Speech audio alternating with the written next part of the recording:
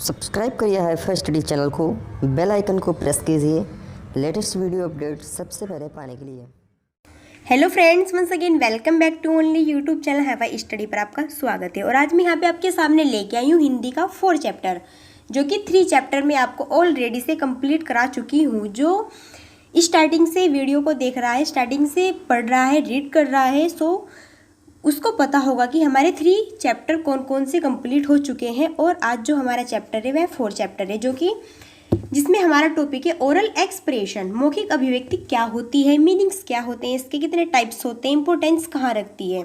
सो ये आपको हम आज दिखाने वाले हैं, कहाँ फेस करते हैं, कहाँ क्या प्रॉब्लम्स, कहाँ क्या वो होता है, सब कुछ।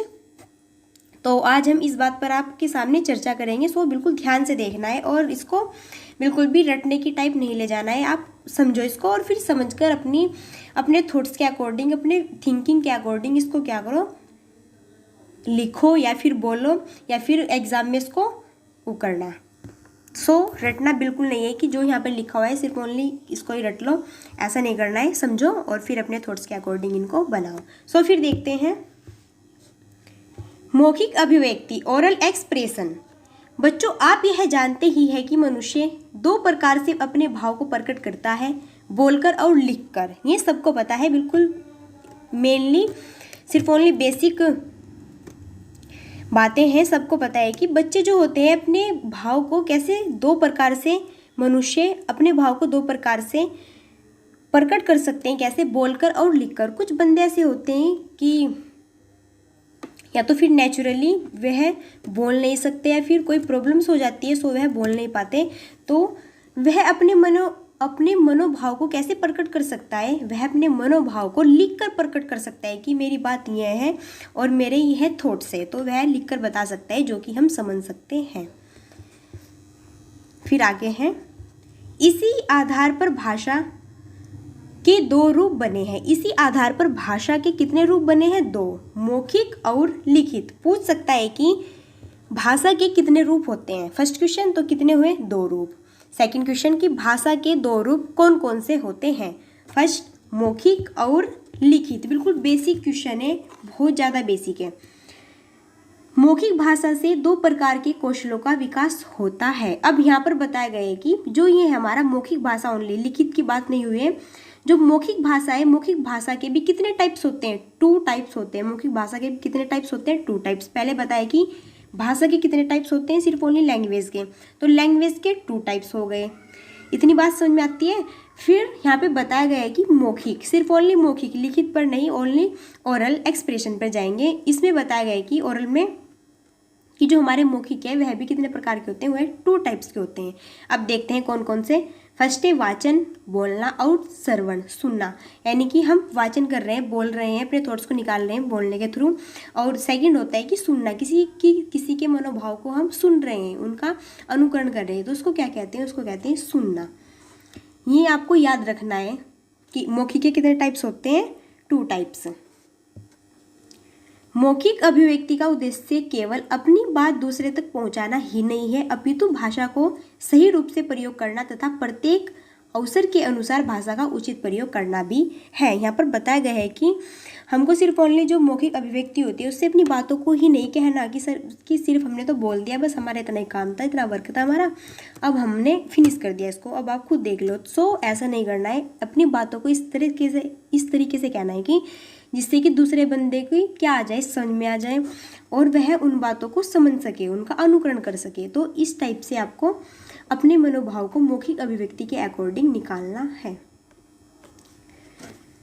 बड़ों के लिए अलग प्रकार की शब्दावली का प्रयोग किया जाता है, जैसे आप, कृपया कीजिए, बैठिए, अक्षमा कीजिए आदि। जैसे कि आप बड़ों से बातें कर रहे हो तो कैसे बोलोगे उनके सामने? ऐसे थोड़ा ही ना बोल दोगे कि इधर आओ, नहीं ऐसे थोड़ा ही बोल दोगे कि तू कहाँ जा रहा है, ऐसे थोड़ा ही ना बोल दोगे बिल्कुल। तो कैसे बोलोगे आप उनको? जो आप बड़ों से बातें करते हो, आप, या फिर कुछ हो गया तो कि अगर कुछ प्रॉब्लम से तो बोलो कृपया आप इसको कर लीजिए, या फिर कृपया जो भी आपको लगाना है, जो भी सेंटेंस होगा, फिर कीजिए या फिर बैठिए या फिर अक्षमाया कीजिए। तो ये क्या करना है हमको? इस प्रकार की शब्दावली का यूज़ करना है। किसके लिए? जो बड़े होते हैं उनके लिए।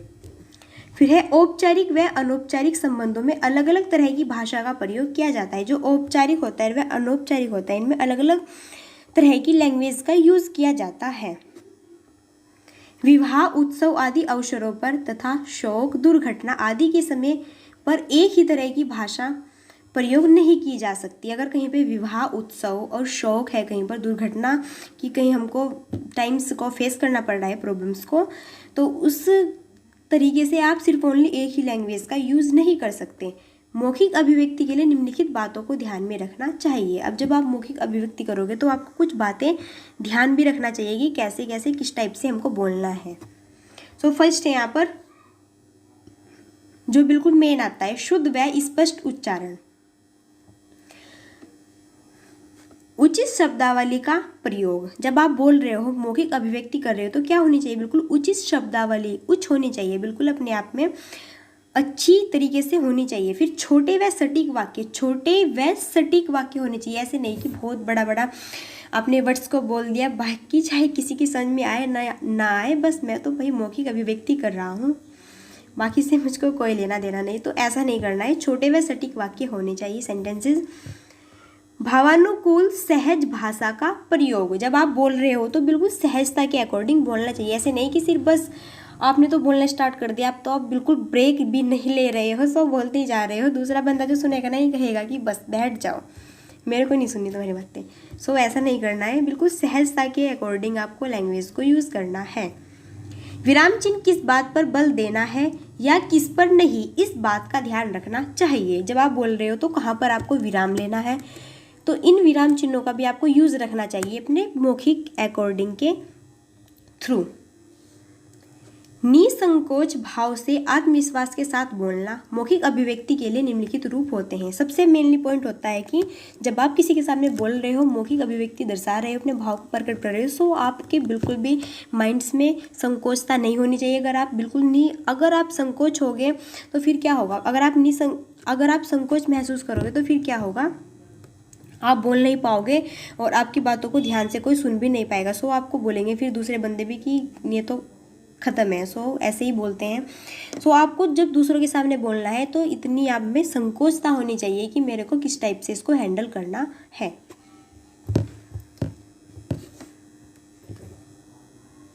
बताया गया है अभी कि मौखिक अभिव्यक्ति के निम्नलिखित रूप होते हैं। देखते हैं कौन कौन से होते हैं। काव्य पाठ, टेलीफोन वार्ता, कहानी कहना, समाचार वाचन, भाषण, घटना वर्णन, चुटकुले सुनना या फिर चित्र वर्णन, कार्यक्रम संचालन या फिर अंताक्षरी। ये क्या होते हैं? ये हमारे मौखिक अभिव्यक्ति के अकॉर्डिंग निकालते हैं। जब हम काव्य पाठ कुछ पढ़ रहे हैं तो मौखिक ही तो करते हैं। जैसे कि हम स्कूल्स में टीचर्स ने बोला कि इसको आप रीड करो स्टैंड होके, तो फिर आप क्या करते हो? उसको पढ़ते हो, काव्य पाठ करते हो, तो मौखिक हो गया। टेलीफोन वार्ता, आप टेलीफोन से बात करते हो किसी से, तो भी क्या हो जाते हैं? वह हमारे एक मौखिक अभिव्यक्ति। और कहानी कहना, तो कहानी हम मुंह से ही तो कहते हैं या फिर लिख कर कहते हैं, अपने अकॉर्डिंग अपने विचारों को निकालते हैं, तो वहाँ पर भी। समाचार वाचन, जब हम समाचार वाचन को पढ़ते हैं या फिर सुनते हैं तो उसमें भी क्या होता है? हमारा मौखिक अभिव्यक्ति होता है। भाषण, स्पीच देना, किसी के सामने बहुत सारे बंदे बैठे हुए हैं, बहुत ग्रुप्स हैं, उनके सामने अपने एक स्पीच देना क्या कहलाता है? मौखिक अभिव्यक्ति। घटना वर्णन, किसी घटना पर, किसी प्रॉब्लम्स पर आपने क्या किया? स्पीच दी किसी भी प्रॉब्लम से, तो उसमें भी क्या होगा? मौखिक अभिव्यक्ति। चुटकुले सुनाना, या फिर आप किसी को हंसी मजाक के चुटकुले टाइप कैसे सुनाते हैं, जो बच्चे टाइप होते हैं वो सुनाते हैं, तो उसमें भी क्या कर रहे हो आप? अभिव्यक्ति किसकी कर रहे हो? मौखिक की। चित्र वर्णन, आप चित्र का वर्णन दे रहे हो कि ये इंडिया का मैप है और आप उस इंडिया के मैप को अपने थ्रू, अपने मौखिक के अकॉर्डिंग, उसके अपने ओरल एक्सप्रेशन के अकॉर्डिंग उसको क्या कर रहे हैं? समझा रहे हो बोलकर कि ये स्टेट है, यहाँ पर ये जो टेम्पल वगैरह है जो भी है, ये फिर नदी वगैरह जो भी है इस टाइप से है, यहाँ पर ऐसे ऐसे है, इस डायरेक्शन में। सो आप क्या कर रहे हैं? सब चित्र का जो वर्णन कर रहे हो मौखिक अभिव्यक्ति से कर रहे हो। फिर कार्यक्रम संचालन, जब आप कुछ कार्यक्रम संचालन हो रहा है तो उसमें भी आप क्या दर्शा रहे हो? अपने मौखिक अभिव्यक्ति को दर्शा। अंताक्षरी, बिल्कुल सबने करा होगा ये तो। अंताक्षरी तो मेनली सबकी होती है, बहुत ही ज़्यादा फेवरेट होती है अंताक्षरी सबकी। तो जब हम अंताक्षरी करते हैं तो मौखिक की तो करते हैं। अब देखते हैं क्या होता है काव्य पाठ। काव्य पाठ इस प्रकार किया जाना चाहिए कि सुनने वाला केवल सुनकर अपने भाव को समझ ले। काव्य पाठ के समय निम्नलिखित बातों पर ध्यान दें। अब देखते हैं क्या होता है। कविता को कंठस्थ लर्न बाय हार्ट कर ले। जो कविता इन्होंने बताई है आपको उसको क्या कर ले, लर्न बाय हार्ट। कविता के विषय के अनुसार उसकी गति, प्रवाह, सुर, ताल तथा उतार चढ़ाव पर ध्यान दें। जब आप कविता कर रहे हो तो कविता में एक लय टाइप्स की कविता पोएम्स होती है। सो आप इसी तरीके से उनको कविता सुनाइए कि ऐसा नहीं कि आप कविता सुना रहे हो बट आप कविता की तरीके से नहीं लय देकर बस उसको ऐसे ही जैसे ही नॉर्मली टाइप से बोलते हैं ऐसे सुना रहे हो। सो ऐसा नहीं करना है। उसके जो भी सुर होते हैं तो उसके अकॉर्डिंग सुनाइए आप, गति जो भी उसमें हो रही है उसके अकॉर्डिंग। काव्य पाठ के समय मुख व वाणी में वे ही भाव हो जो कविता में निहित हो।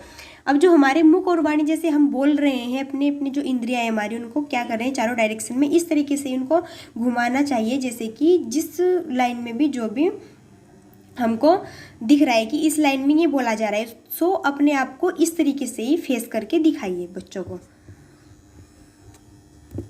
काव्य पाठ के लिए निम्नलिखित विषय लिए जा सकते हैं। वीरता, देशभक्ति, प्रकृति आदि। उदाहरण, काव्य पाठ के लिए निम्नलिखित विषय टॉपिक्स लिए जा सकते हैं जैसे वीरता, जैसे कि देशभक्ति पोएम्स, या फिर नेचर जो ये होता है नेचर। इसके अकॉर्डिंग आप क्या कर सकते हैं, काव्य पाठ के थ्रू आप बच्चों को इस पर एक स्पीच दे सकते हैं। देखते हैं वीरता क्या होता है। सिंहासन हिल उठे, राजवंशों ने भ्रकुटी तानी थी, बूढ़े भारत में भी आई फिर से नई जवानी थी, गुमी हुई आज़ादी की कीमत सबने पहचानी थी, दूर फिरंगी को करने की सबने मन में ठानी थी। अब जैसे ही यहाँ पर एक वीरता दी गई है इन्होंने, तो इसका जब आप इसको काव्य पाठ करोगे, इसको आप बताओगे पोएम्स के थ्रू, तो फिर आपको जिस टाइप में भी इसमें बातें की गई है सो आप उसी तरीके से इसको फेस करना है। जैसे फिर नेक्स्ट है, चमक उठी सन 57 में, वह तलवार पुरानी थी, बुंदेले हर बोलो के मुंह, हमने सुनी कहानी थी, खूब लड़ी मर्दानी वह तो झांसी वाली रानी थी। सो आप बिल्कुल इसी तरीके से इसको बिल्कुल लय के अकॉर्डिंग, मैं तो आपको ऐसे ही बता रही हूँ। सो आप बिल्कुल जब इसको किसी के सामने भी आप इसको अभिव्यक्त करोगे मौखिक के अकॉर्डिंग, तो इसको कैसे करना है, बहुत अच्छी तरीके से लय के अकॉर्डिंग इसको आपको सुनाना है, जो कि सुनने वाला बंदा क्या हो जाए, बिल्कुल आपकी बातों में विलीन हो जाए पूरा। फिर नेक्स्ट है जैसे कि देशभक्ति, यहाँ पर तो पूरा दिया हुआ है, जैसे देख लो आप फिर खुद से देख लेना करके, ठीक है। हमारा भारत महान है, इसकी संस्कृति ही इसकी पहचान है। हमारा भारत महान है, भारत ऐसा देश जहाँ गुरु ही माता है, भारत ही वह देश है जहाँ गुरु ही जग विधाता है, भारत ही सत्य का ज्ञाता है, भारत ही मानवता का निर्माता है। सो आपको इस जो ये पोएम्स यहाँ पे दी गई है देशभक्ति के अकॉर्डिंग काव्य पाठ, तो इसको आपको बिल्कुल पूरी अच्छी तरीके से लय के अकॉर्डिंग, गति के अकॉर्डिंग सुनाना है। सो मैं तो आपको सिर्फ ओनली समझा रही हूँ। सो आपको बिल्कुल इसको गति के अकॉर्डिंग सुनाना है, एक एक वर्ड्स को गति के अकॉर्डिंग लय के थ्रू सुनाना है।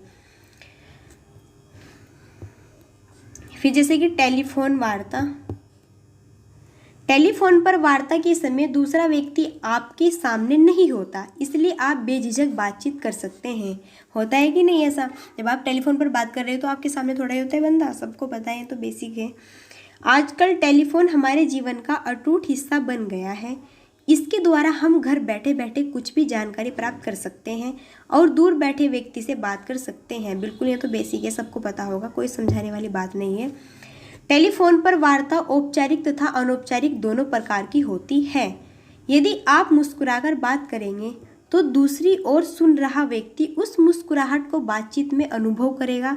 बातचीत स्पष्ट व स्थिति के अनुसार होती है। अगर आप बातचीत कर रहे हो, जैसे टेलीफोन वार्ता कर रहे हो, अगर आप बात कर रहे हो तो आपका जो थॉट से बहुत अच्छी तरीके से निकल रहे हैं, हंसने के टाइप से निकल रहे हैं, आप हंसी के अकॉर्डिंग उनको बता रहे हैं, तो जो बंदा होगा दूसरा वो भी स्माइल्स करते हुए क्या करेगा, अपनी बात, आपकी बातों को अनुभव करेगा, एक्सपीरियंस करेगा उनका।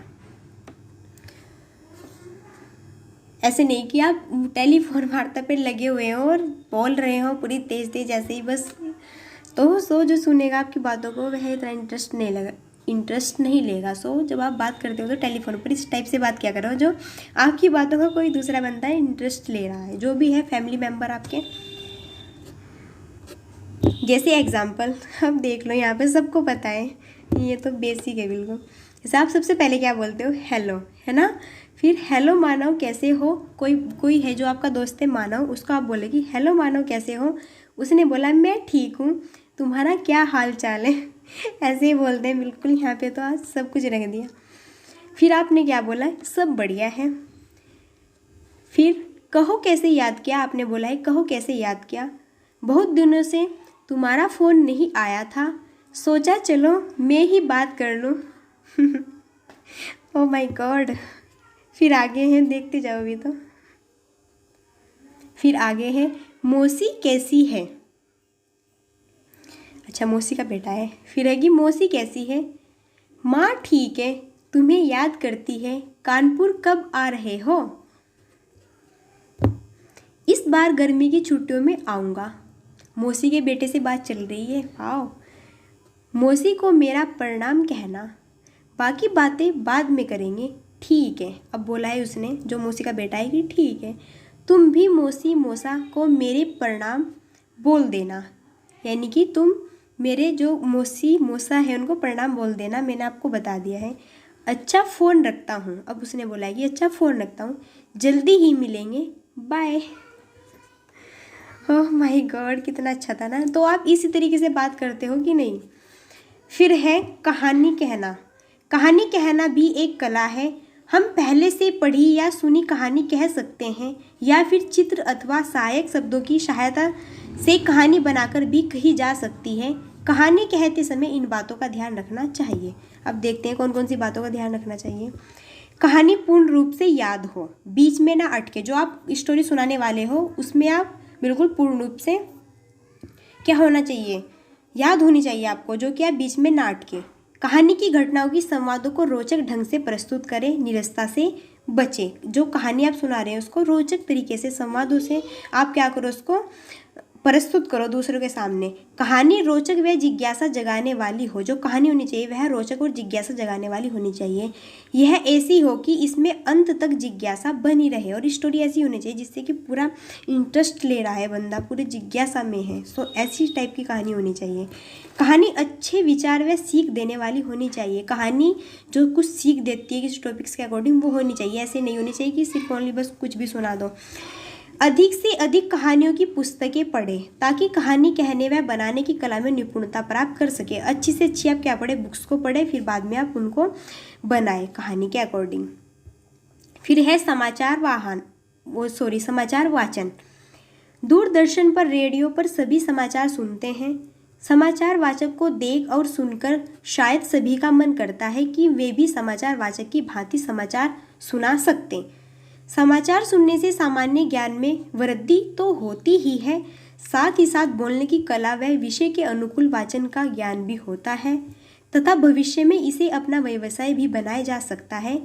समाचार वाचन की कला सीखने के लिए निम्नलिखित बातों पर ध्यान दें। यहाँ पर बताया गया कि जब हम समाचार सुनते हैं सो हम बिल्कुल ये फील करने लगते हैं कि जैसे कि यह सुना रहा है, फिर सुना रही है, जो भी होते हैं ऑल पर्सन्स जो भी सुनाते हैं, तो आप बिल्कुल इसको बातों को फील करते हैं कि सो मैं भी ऐसे ही बोलूँ, मैं भी उस जगह जाऊँ, मैं भी ऐसे ही, मैं तो करने लगती हूँ पूरा फील, है ना। ऐसा ही होता है ना। अब आगे है, देखो किन किन बातों का ध्यान रखना चाहिए। समाचार समान गति से पढ़े, उच्चारण शुद्ध व स्पष्ट हो। बिल्कुल समान गति से पढ़े आप समाचार, और जो हमारा उच्चारण होता है वह बिल्कुल शुद्ध और स्पष्ट हो, जो कि जो बंदे सुनते हैं और इतनी पब्लिक से सुन रही है तो आपकी सुनने में क्या ले, इंटरेस्ट ले। विराम चिन्हों का विशेष ध्यान रखें। विराम चिन्हों का बिल्कुल विशेष ध्यान रखें, कहाँ पर रुकना है, कहाँ पर आपको ब्रेक लेना है, क्या करना है। बड़े वाक्यों को बीच से तोड़कर पढ़े। जो बहुत बड़े वाक्य होते हैं उनको क्या करना है, छोटे वाक्यों में तोड़कर तब पढ़े।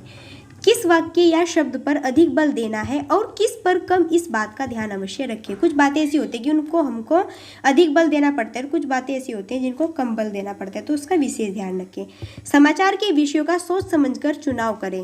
हिंसा व अपराध के समाचारों को समाचार वाचन से कम शामिल करें। जो हिंसा व फिर अपराध वाले जो न्यूज़ होती है तो उनको आप कम से कम यूज़ करें, उनको मत देखें, क्योंकि आप अभी स्टूडेंट्स के थ्रू आपको यहाँ पे पढ़ाया जा रहा है। सो इस टाइप से आपको फेस करना है, न कि जो भी चल रहा है समाचार बस जो भी न्यूज़ आ रही है उसको देख लो पढ़ लो।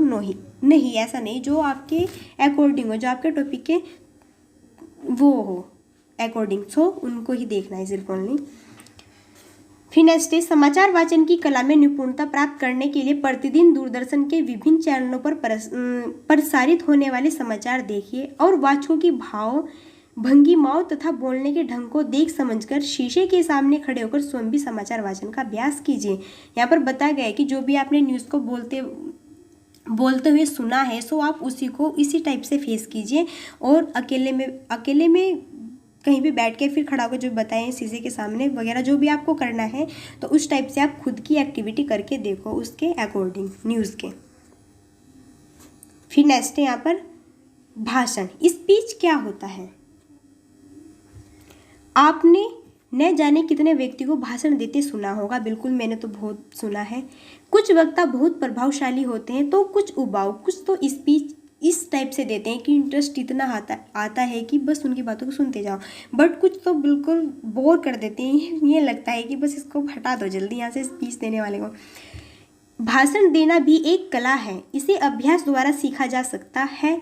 भाषण देने के लिए निम्नलिखित बातों का ध्यान रखें।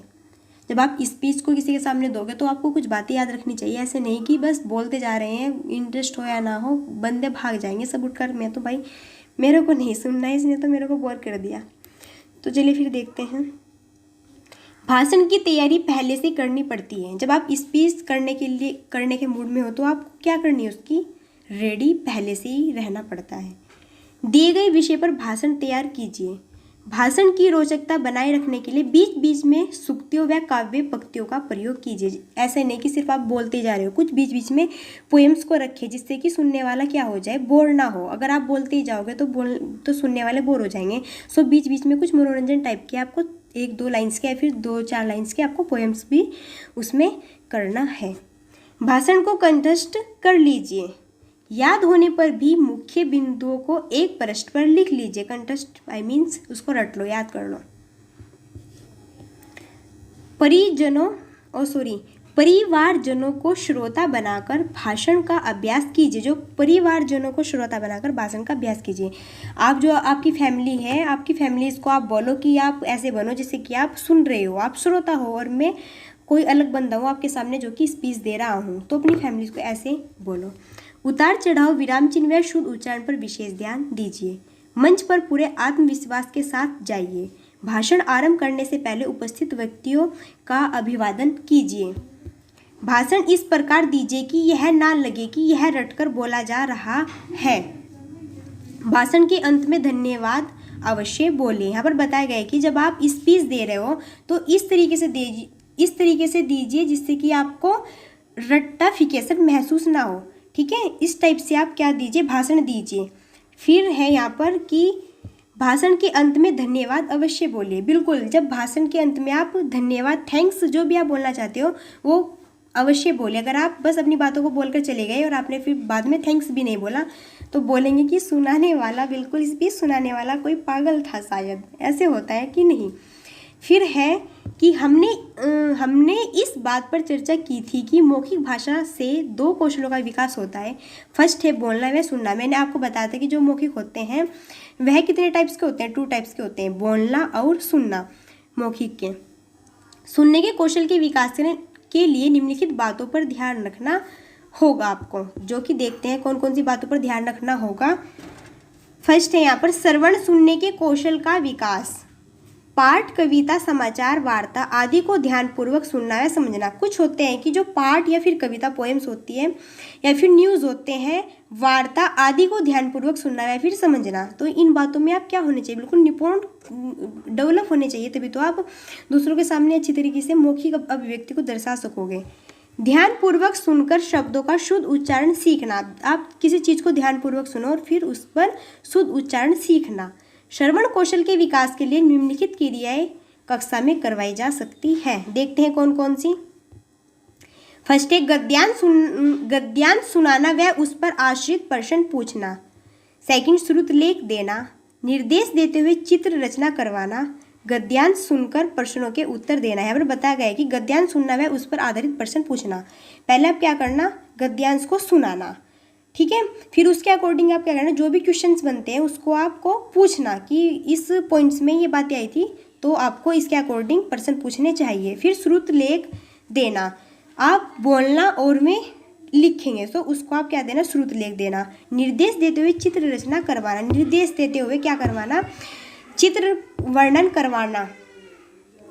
फिर नेक्स्ट है अपठित गद्यांश में पढ़कर गद्यांश पर आधारित प्रश्नों के उत्तर लिखने होते हैं, परंतु यहाँ गद्यांश सुनकर प्रश्नों के उत्तर देने होते हैं। अभ्यास प्रश्न रिक्त स्थान एक शब्द में उत्तर देना, बहुविकल्पी अथवा सत्य या फिर असत्य पर आधारित हो सकते हैं। कोई इतना ज़्यादा मेनली पॉइंट्स यहाँ पे समझाने का मेरे को नहीं लगा है, सो आप बिल्कुल समझ जाओगे, इतना बेसिक है ये बहुत ज़्यादा, क्योंकि सभी बंदे अपने आप में क्या होते हैं, इंटेलिजेंस होते हैं। फिर जैसे कि कुछ एग्जाम्पल्स हैं यहाँ पर दिए गए हैं। दो तोते थे, सुपंखी और सुखंटी। क्या थे, दो तोते थे, एक का नाम क्या था, सुपंखी और एक का नाम था सुखंटी। कैसे कैसे नाम है, कुछ नाम अच्छे तरीके से तो रख लेते। दोनों देखने में समान थे। क्या थे, दोनों देखने में इक्वल थे, क्योंकि वे जुड़वा भाई थे। क्या थे, वे जुड़वा भाई थे। एक दिन भयंकर आंधी आई और वृक्ष पर की डाली टूट गई। एक दिन क्या आई, भयंकर आंधी आई और जो पेड़ था वृक्ष की क्या टूट गई, डाली टूट गई, जिस पर उनका बसेरा था। उन पर क्या था, उनका जो में दो तोते थे उनका उन पर क्या था, बसेरा था। आंधी के कारण सुपंखी चोरों की बस्ती में जा गिरा। किसकी, चोरों की बस्ती में। कौन, सुपंखी। और सुकंठी एक ऋषि के आश्रम में। देखो जो सुपंखी है वह तो चोरों की बस्ती में जा गिरा और जो सुकंठी है वह एक ऋषि के आश्रम में जा गिरा। दोनों तोते अलग अलग परिवेश में पलने लगे, यानी कि वो तो जो थीप है, जो चोर है, उसके अकॉर्डिंग पलने लगा। और जो सेकंड नंबर पे आता है जो ऋषि है, जो महान व्यक्ति है, वो उसके अकॉर्डिंग पलने लगा। एक दिन एक राजा शिकार खेलते समय रास्ता भटक गया। एक राजा था, कोई किंग था, वह शिकार खेलते समय क्या भटक गया, रास्ता, और चोरों की बस्ती के पास से गुजरा। किसकी, चोरों की बस्ती के पास से। तभी कर्कश आवाज सुनाई दी, पकड़ो पकड़ो राजा को लूट लो। यहाँ पे इसने बताया गया है कि किसने, तभी एक कर्कश आवाज सुनाई दी उसको कि पकड़ो पकड़ो राजा को लूट लो। राजा ने देखा कि एक तोता यह सब बोल रहा है तो वह घबराकर वहाँ से चला गया। जो वह तोता था जो कि उसमें चोर की उसमें साइड में गिर चुका था, तो क्या था उसका नाम, सुपंखी। तो वह बोला कि राजा को लूट लो। तो जो राजा था वह तोते की आवाज़ सुनकर क्या हो गया, घबरा गया। फिर उसने बोला, आगे वह आश्रम के पास पहुंचा। और आगे वह किसके पास पहुंचा, आश्रम के। तभी आवाज़ सुनाई दी, स्वागत है महाराज। अब देखो जिस भी इन्वायरमेंट में आपका क्या होगा, जैसे भी इन्वायरमेंट में आपका लालन पोषण होगा तो आप इसी तरीके से बनोगे। जैसे कि जो वो था सुपंखी था, उसका लालन पोषण कहाँ पर हुआ, चोरों के घर पर। और जो सुकंठी था उसका कहाँ पर हुआ, आश्रम में। तो जिसका चोरों वाले में हुआ तो उसने चोर वाली ही घटना उस पर प्रदर्शित की, और जो जिसका सुकंठी का आश्रम में हुआ था तो उसने अच्छी तरीके से उसका क्या किया, वेलकम किया, जो किंग था, राजा। फिर है यहाँ पर, आश्रम में पधारिए। राजा ने देखा वही तोता बोल रहा है। राजा ने उसके 2 प्रकार के व्यवहार के बारे में पूछा।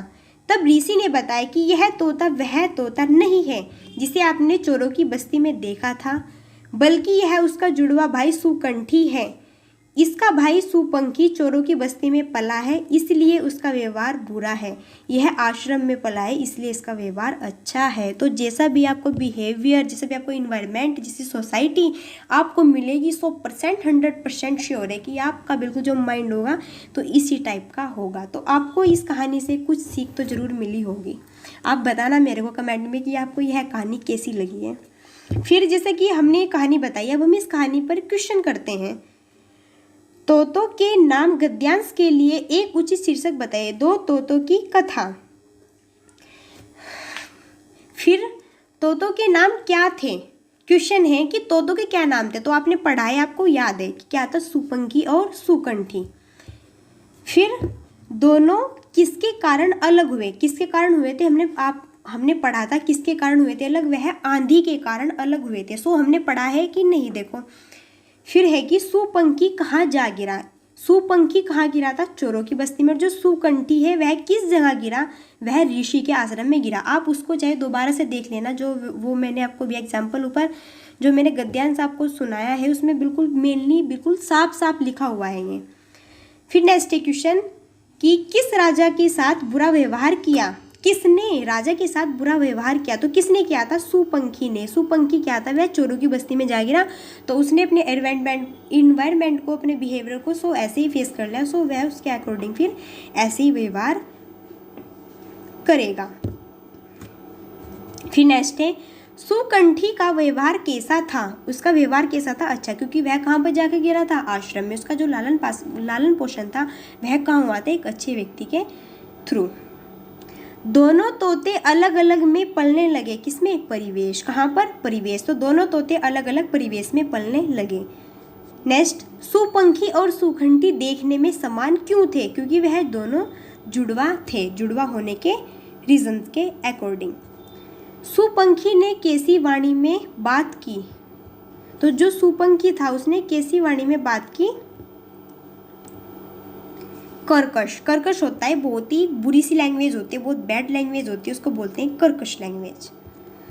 तो आपको कुछ समझ में आया इस कहानी से, मेरे को तो बहुत ही इंटरेस्ट आया इस कहानी में। और फिर देखो क्वेश्चन सारे वही है ना जो कि मैंने आपको गद्यांश पढ़ाया था, बिल्कुल सारे क्वेश्चन में ही है। फिर है श्रुत लेख लेना, क्या होता है, श्रुत प्लस लेख यानी सुनकर लिखना। क्या होता है, श्रुत प्लस लेख यानी कि सुनकर लिखना। कोई बंदा बोल रहा है और आप उसको लिख रहे हो। श्रुत लेख से सुनकर समझने व सही रूप से लिखने की क्षमता का विकास होता है। इसके द्वारा हम शब्दों के शुद्ध उच्चारण को ध्यानपूर्वक सुनकर अपनी वर्तनी संबंधी अशुद्धियों को सुधार सकते हैं। श्रवण कौशल द्वारा लिखने की गति में भी सुधार होता है। देखो जब कोई बोल रहा है तो उससे दो प्रकार के हमको बेनिफिट्स होते हैं। एक तो हम सुन रहे हैं, तो हम अनुकरण जो कर रहे हैं, शुद्ध उच्चारण सुन रहे हैं, एक फर्स्ट वो, और सेकंड जो हम वर्तनी अपने अकॉर्डिंग, अपने माइंड से, अपने थॉट्स के अकॉर्डिंग उसको लिख रहे हैं, उसको सुधार रहे हैं। सो यहाँ पे 2 टाइप्स के आपको बेनिफिट्स होते हैं। फिर है कि ध्यान देने योग्य बातें। श्रुत लेख के समय अपना ध्यान केवल शिक्षक के उच्चारण पर रखें। ध्यान इधर उधर न भटकाए। नवीन व कठिन शब्दों के उच्चारण पर विशेष ध्यान दें। शब्द को पहली बार केवल ध्यानपूर्वक सुने, दूसरी बार लिखना आरंभ करें, तीसरी बार उच्चारण किए जाने पर शब्द का उच्चारण से मिलान करें। मात्राओं के उच्चारण पर विशेष ध्यान दें, क्योंकि यह हिंदी है। बिल्कुल राइट बोला। यहाँ पर बताया गया है कि जब आप श्रुत लेख देख रहे हो, सबसे पहले क्या होना चाहिए, आपका बिल्कुल ध्यान टीचर्स पर होना चाहिए, बातों आपका ध्यान इधर उधर नहीं होना चाहिए, ठीक है। नवीन व कठिन शब्दों के उच्चारण पर विशेष ध्यान दें। जो नए वर्ड्स होते हैं या फिर जो हार्ड वर्ड्स होते हैं उन पर विशेष ध्यान दें, बताया गया है। फिर लिखना आरंभ करें। फिर क्या करें, दूसरी बार लिखना आरंभ करें। पहले उसको केवल सुने ध्यान से, फिर उसको लिखें, फिर तीसरी बार उसका उच्चारण किए जाने पर उसका शब्द उच्चारण से मिलान करें। फिर एक ही, क्योंकि हिंदी ही एकमात्र भाषा है जिसमें वर्ण का जैसा उच्चारण किया जाता है उसे वैसा ही लिखा जाता है। बिल्कुल यहाँ पे बताया गया है कि अगर मैं जो बोल रही हूँ और आप उसको लिख कुछ और रहे हो, सो वह शुद्ध हिंदी नहीं होगी, वह आप और कुछ उसमें कुछ और लैंग्वेज में ले जाओगे। सो जो हिंदी होती है हमारी एकमात्र, सिर्फ ओनली एकमात्र वह भाषा होती है, लैंग्वेज होती है जो कि जैसे ही बोली जाती है उसको ऐसे ही लिखा जाता है। शिक्षक द्वारा जांचे गए श्रुत लेख में यदि कोई अशुद्धि हो तो उसे 5-5 बार अवश्य लिखें, ताकि वह अशुद्धि दोबारा न हो सके। अगर आपको किसी वर्ड्स में प्रॉब्लम फेस हो रही है तो आप उसको 2-4 बार उसको पढ़े लिखें, फिर आप उसको अशुद्धि को कम कर दोगे। फिर है निर्देश सुनकर चित्र रचना करना। श्रवण कौशल के विकास के लिए निर्देश सुनकर चित्र रचना करने की गतिविधि भी करवाई जा सकती है। फिर है यहाँ पर, इसके लिए निम्नलिखित बातों का ध्यान रखें। फर्स्ट है, सुनने से पहले एकाग्रचित होकर बैठे। सुनने से पहले आप क्या हो, एकाग्रचित होकर बैठे। अध्यापक द्वारा दिए गए निर्देशों को ध्यानपूर्वक सुने। दूसरी बार निर्देश सुनकर रचना आरंभ करें। तीसरी बार दोहराए जाने तक रचना समाप्त करें व मिलान करें। समय का ध्यान रखें। कि ज़्यादा टाइम ना हो जाए, तो इन सभी बातों का आपको ध्यान रखना है। किस दिशा में क्या बनाना है, इसका विशेष ध्यान रखें। अंत में रंग भरकर शिक्षक को जांचने के लिए दें। किस टाइप आपको क्या बनाना है, जो भी आप शेप बनाएंगे उस पर अपनी नोटबुक्स में या फिर अपने श्यामपट्ट पर उसके अकॉर्डिंग आपको पूरा ध्यान रखना है। और फिर सबसे लास्ट में अपने टीचर्स को दें कि देखो सर ये सही है कि नहीं। जैसे एग्जाम्पल, ध्यानपूर्वक निर्देश सुनकर चित्र रचना कीजिए। पृष्ठ के दाईं ओर 2 बड़े वृक्ष हैं। वृक्षों के बीच में एक झोपड़ी है। झोपड़ी के सामने से बाईं ओर से एक रास्ता निकल रहा है। चलो निकाल दिया। रास्ते के दोनों ओर सुंदर सुंदर फूल व घास लगे हैं। रास्ते के दाईं ओर कुछ पहाड़ियाँ हैं। आकाश में 2 बादल दिखाई दे रहे हैं। बादलों के पीछे से सूरज झांक रहा है।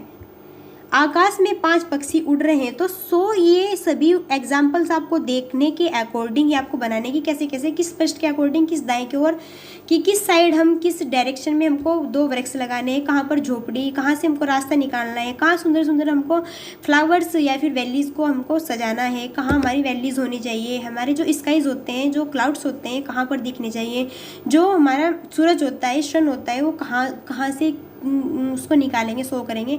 और जो हमारा स्काई होता है वहाँ से 5 बर्ड्स को उड़ा सकते हैं इसके थ्रू। ये था हमारा क्या, मौखिक अभिव्यक्ति। आशा करती हूँ कि आप लोगों की समझ में आ गया होगा। DLED all semester classes available, all free classes daily बताते हैं। अगर आपने अभी तक यह हाईफाई स्टडी को अभी तक आपने सब्सक्राइब नहीं किया तो आप इसको कर सकते हैं, क्योंकि इसके थ्रू आपको बहुत ज़्यादा बेनिफिट्स मिलेंगे, आगे भी और अभी भी मिल रहे हैं। जो मैंने आज आपको पढ़ाया है, तो मेरे को आप ये बताना एक बात ज़रूर कि आपको जो कहानी सुनाई है वो कैसी लगी। बिल्कुल आप बिल्कुल पक्का बताना मेरे को कि आपको कहानी कैसी लगी। मैंने पिछली वीडियो में एक क्वेश्चन किया था कि ध्वनि कितने प्रकार की होती है। बिल्कुल ध्वनि 2 टाइप्स की होती है, श्रवण और व्यंजन। बहुत बढ़िया, very good, very excellent all girls dear, जिसने भी कमेंट्स में आंसर दिया है बहुत ज़्यादा इंटेलिजेंट और बहुत एक्टिव भी हो। मैं देखती हूँ कुछ बच्चे ऐसे होते हैं कुछ कि वो जब भी मैं क्वेश्चन करती हूँ तो उसका आंसर बिल्कुल ज़रूर देते हैं मेरे को। Thanks dear girls. ज़्यादा जो गर्ल्स होती है वह ज़्यादा एक्टिव रहती है, मैंने देखा है। कोई बात नहीं।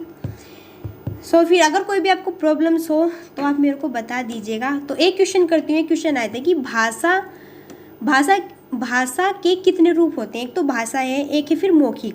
मैंने पूछा है आपसे कि भाषा के कितने रूप होते हैं और कौन कौन से। मैंने आपको पढ़ाया है, तो आपको यह कमेंट में बताने आप आज का आपका क्वेश्चन है। फिर मिलते हैं। अगर आपको अभी प्रॉब्लम्स हो आप मेरे को बता दीजिएगा, फिर नेक्स्ट वीडियो में उसको सॉल्व कर दूंगी। तो फिर मिलते हैं नेक्स्ट वीडियो में। तब तक के लिए thanks for watching, keep study and bye bye.